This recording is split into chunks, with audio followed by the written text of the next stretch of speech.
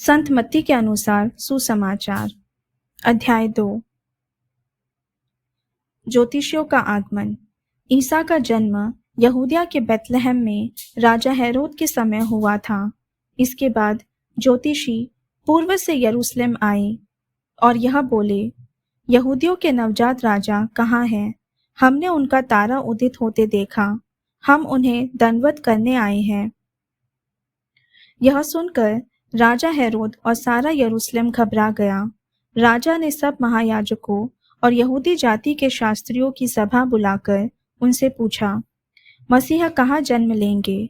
उन्होंने उत्तर दिया, यहूदिया के बेतलहम में, क्योंकि नबी ने इसके विषय में यह लिखा है, बेतलहम यूदा की भूमि तो यूदा के प्रमुख नगरों में किसी से कम नहीं है, क्योंकि तुझ में एक नेता उत्पन्न होगा जो मेरी प्रजा इस्राएल का चरवाहा बनेगा।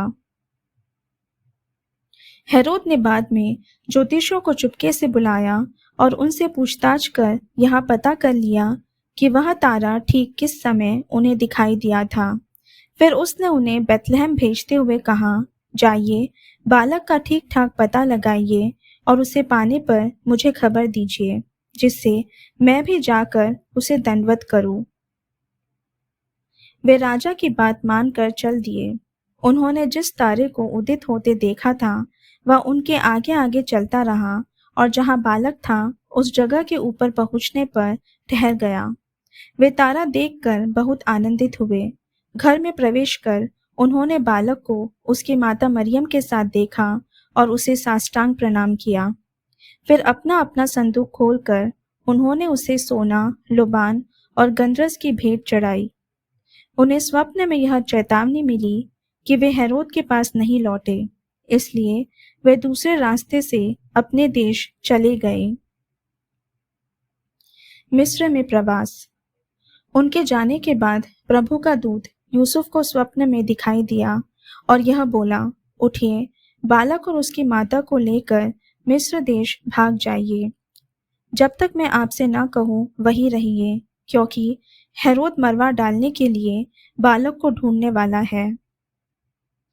यूसुफ उठा और उसी रात बालक और उसकी माता को लेकर मिस्र देश चल दिया। वह हेरोद की मृत्यु तक वहीं रहा, जिससे नबी के मुख से प्रभु ने जो कहा था वह पूरा हो जाए, मैंने मिस्र देश से अपने पुत्र को बुलाया। बालकों की हत्या। हेरोद को यह देखकर बहुत क्रोध आया कि ज्योतिषियों ने मुझे धोखा दिया है। उसने प्यादों को भेजा और ज्योतिषियों से ज्ञात समय के अनुसार बेतलहम और आसपास के उन सभी बालकों को मरवा डाला जो 2 बरस के या और भी छोटे थे। तब नबी यिर्मयाह का यह कथन पूरा हुआ, रामा में रुदन और दारुण विलाप सुनाई दिया।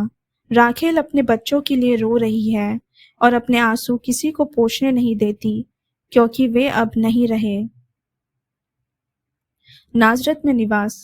हेरोद की मृत्यु के बाद प्रभु का दूत मिस्र देश में यूसुफ को स्वप्न में दिखाई दिया और यह बोला, उठिए, बालक और उसकी माता को लेकर इस्राएल देश चले जाइए, क्योंकि वे जो बालक के प्राण लेना चाहते थे मर चुके हैं। यूसुफ उठा और बालक तथा उसकी माता को लेकर इस्राएल देश चला आया। उसने सुना कि अर्खेलौस अपने पिता के स्थान पर यहूदिया में राज्य करता है, इसलिए उसे वहां जाने में डर लगा और स्वप्न में वह चेतावनी पाकर गलीलिया चला गया। वहां वह नाजरत नामक नगर में जा बसा। इस प्रकार नबियों का यह कथन पूरा हुआ, यह नासरी कहलाएगा। प्रभु की वाणी। ईश्वर को धन्यवाद।